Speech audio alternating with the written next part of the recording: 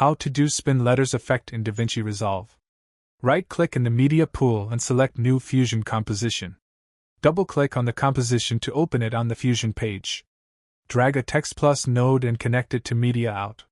Select the text and in the inspector, type some text and change its style. Click on Settings tab, enable Motion Blur, and set Shutter Angle to 360. Click on the Text tab again, right-click in the text area, and choose Follower. Now go to Modifiers tab and click on Transform tab. Set Transform to Character.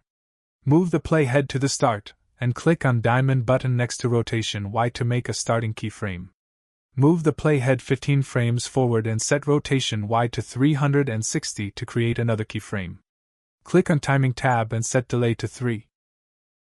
Now go back to Edit page and drag the composition into Timeline.